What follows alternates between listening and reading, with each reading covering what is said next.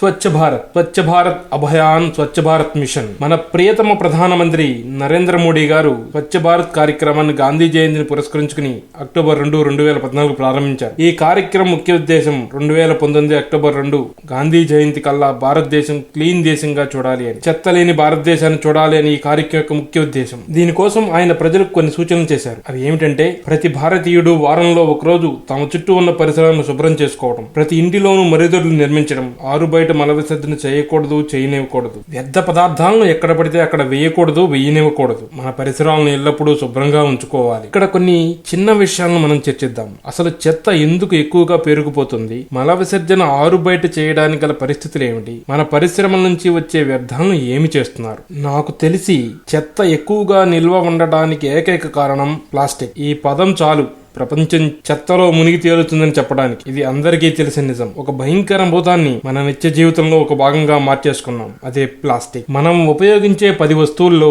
8 వస్తువులు ప్లాస్టిక్ తోనే తయారవుతాయి. దీనికి కావాలంటే ఒకసారి మీ పరిసరాలను పరీక్షించి చూడండి, అది మీకే అర్థమవుతుంది. మొన్న పేపర్లోనే చూసాం, సముద్రంలో చాలా భాగం వరకు ప్లాస్టిక్ పదార్థాలతో నిండిపోయి ఉన్నది. మనకు తెలిసిన పంచభూతములు ప్రపంచంలో దేన్నైనా, వస్తువు కావచ్చు, ప్రాణులు కావచ్చు, చివరకు మనుషులు కావచ్చు, వాటన్నిటినీ తనలో ఐక్యం చేసుకుంటుంది, తన ఒడిలో కలిపి వేసుకుంటుంది. కానీ ప్లాస్టిక్ ను మాత్రం తనలో ఇముడ్చుకోలేదు. ఏ వస్తువు అయినా బయట పడవేసుకుని రోజులు ఉంచితే భూమిలో కలిసిపోతుంది, లేతే గాలిలో కలిసిపోతుంది. కానీ ప్లాస్టిక్ మాత్రం అది కరగదు, దానిలో ఉన్న వస్తువులను పాడు కానివ్వదు. దీనికి సాక్ష్యం కావాలంటే మీ దగ్గరలో ఉన్న డంప్ యార్డులకు వెళ్ళి చూడండి. Plastic covers, plastic bottles, plastic boxes ఏవి ఎక్కువగా కనపడతాయో ఇవే మనకి దర్శనమిస్తాయి. కావాలంటే డ్రైనేజీలు చూడండి, పోయే మురుగును ఆపుతూ ప్లాస్టిక్ కవర్లు ఎన్నెన్ని పడేసి ఉంటాయో. అవి కదలవు, దాని దగ్గరలో ఉన్న వస్తువులు కదలనివ్వవు. మన ప్రియతమ ప్రధానమంత్రి గారు నిజంగా భారతదేశాన్ని స్వచ్ఛ భారత్ గా చూడాలి అని అనుకుంటే ప్లాస్టిక్ ను భారతదేశం నుండి బ్యాన్ చేయండి. మన దేశం ఒక నెలలో స్వచ్ఛంగా ఉంటుంది. ఎందుకంటే ప్లాస్టిక్ ను తప్ప మన అగ్నిదేవుడు దేన్నైనా సునాయాసంగా ఆరాయించగలడు.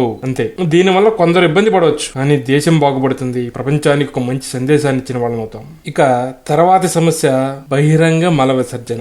భారతదేశంలో సహజంగా మల విసర్జన బయట చేయడానికి ఇష్టపడతారు. ఇది భారతీయుల సహజ లక్షణం. అదే మన పల్లెటూరులో అయితే ఉదయం లేవగానే చెంబు చేత పట్టి చుట్ట వెలిగించుకుని అలా ప్రకృతిని పలకరిస్తే దాని తస్సదియా, అక్కడ వచ్చే సుఖం లండన్ వెళ్ళినా రాదు. మరి మన చేలకు చక్కటి ఎరువు కూడాను. కానీ ఇటువంటి పరిస్థితుల్లో ఆడవారు అనుభవించే బాధ వర్ణనాతీతం. అదేవిధంగా పనిపైన పట్టణాలకు వచ్చిన ప్రజలు పడే ఇబ్బందులు అంతా ఇంతా కాదు. కనుచూపు మెరలో మరుగుదొడ్లు కనపడవు, ఉన్నా వాటిని వినియోగించుకునే పరిస్థితుల్లో అవి ఉండవు. మన వాతావరణ పరిస్థితులు బట్టి మనం ఎక్కువగా మంచినీరు త్రాగుతాం. ప్రభుత్వ లెక్కల ప్రకారం మద్యం ఎక్కువగా తాగుతాం. ఏ ద్రవం తాగినా గానీ మూత్రం పోయవలసిందే, లేకపోతే అవి తెచ్చే బాధ అంతా ఇంతా కాదు.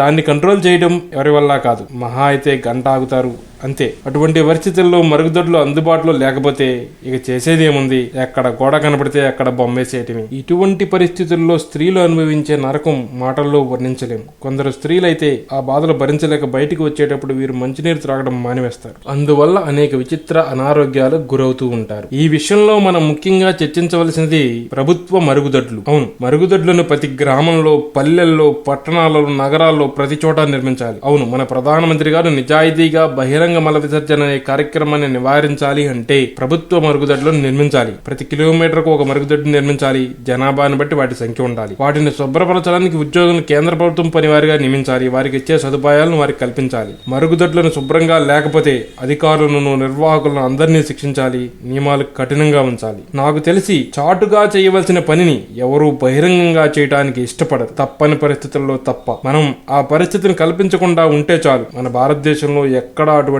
పరిస్థితులు ఉండవు. అదే విధంగా ప్రతి ఇంటిలోనూ మరుగుదొడ్లు ఉన్నాయా లేవా అనేది ఖచ్చితంగా సర్వే చేయించాలి.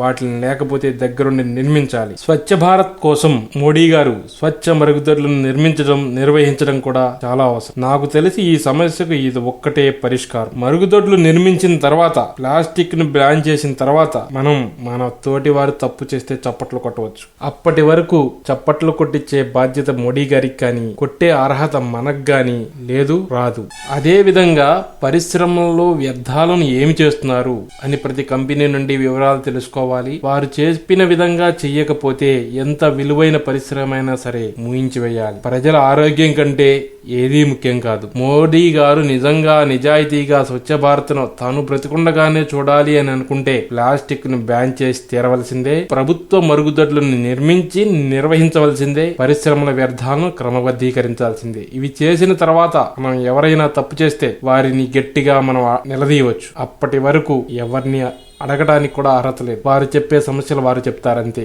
సమస్యను మొదల నుంచి నివారించడం ఒకటే మార్గం.